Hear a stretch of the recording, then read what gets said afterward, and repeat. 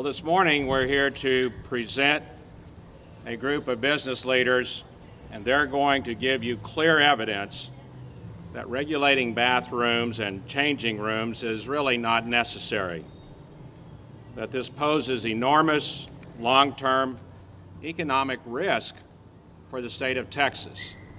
It literally challenges the miracle of Texas.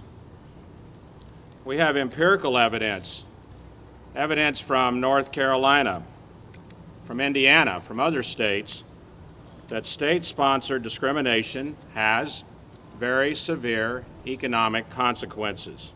I'm here today on behalf of IBM and on behalf of the more than 10,000 Texan IBMers that we have employed across the state.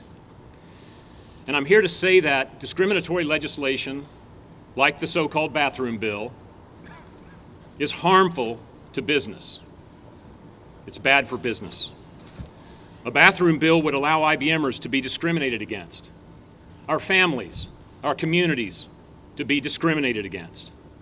This goes squarely against long-standing IBM values of diversity and inclusion.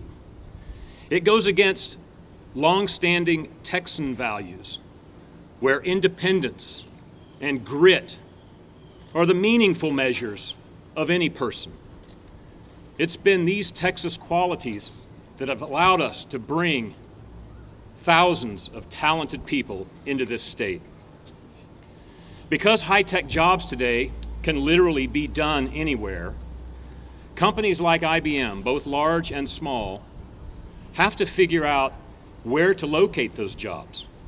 And those jobs have to be located at places where people want to live and work. A bathroom bill or any discriminatory legislation that targets the LGBT community hurts our ability to recruit and retain talent in Texas. Tech talent is the #1 driver of growth in our local tech industry. But attracting tech talent is not easy. Workers with tech skills are in high demand. They can pretty much choose to live and work from anywhere they want. More and more, these workers are deciding on where to locate based on lifestyle and value choices, not just salary. We have to create and maintain an open environment that these young workers want to be a part of. And already, we know that it will take years to overcome the perceptions that this very bathroom debate has already created. Perceptions that Texas is intolerant, unwelcoming, and hostile to vulnerable minorities. But what will be even more devastating are the future economic hits to Texas and cities like San Antonio should this proposed bathroom bill become law. Fortunately, numerous law enforcement officials have already said we have laws in place needed to handle anyone who intends to harm another person in a bathroom. I do support equality and non-discrimination, and as such, we do not need to give our great state a reputation for being a place that has laws that discriminate against anyone. Tourism is part of the lifeblood of the Texas economy. When Texas tourism suffers, as we know it will, the loss is not just a number on paper. It's about the local audiovisual technicians and musicians hired to put on an event. It's the caterers and the florists that rely on tourism to stay afloat. It's our hotels and restaurants and bars and all the people who work for them who need good hours to make ends meet. These are real livelihoods that are at stake, and they will affect real working families. We cannot, in good conscience, support legislation that is, by all expert accounts, unnecessary when we know it will do so much harm to hardworking Texans, and we stand with our fellow Texans in opposing discrimination. There have been various versions offered, but these so-called bathroom bills have been debated all session here in Texas, and they represent manufactured and unnecessary legislation. The fact that it's even described as a bathroom bill is in fact misleading. The worst thing about these bills is that they would preempt existing anti-discrimination ordinances put in place by Texas cities and school boards to protect the LGBTQ community.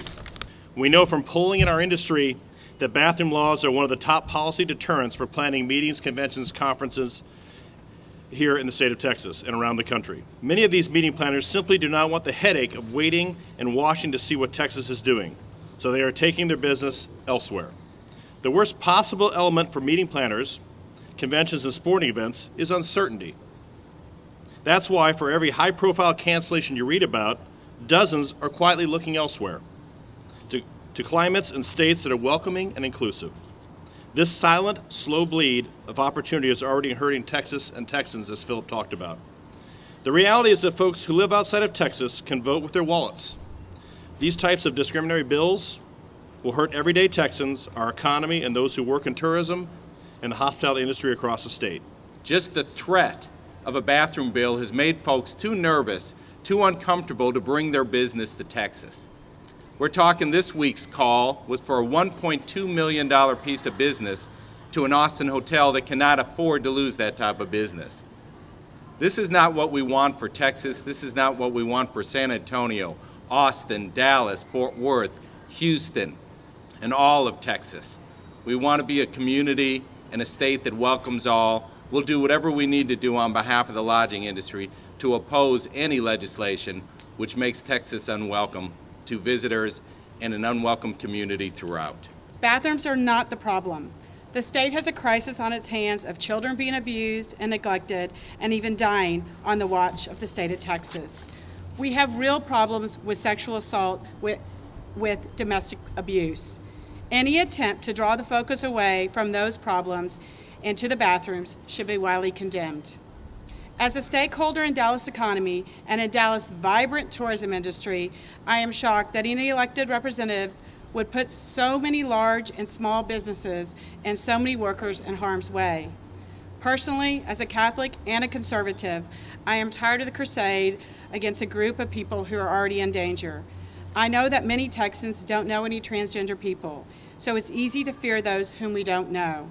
But I know Texans, so it's no surprise to me that the most recent independent poll showed that the majority of Texans don't think a bathroom law is important, because most Texans believe, as I do, in treating people with dignity.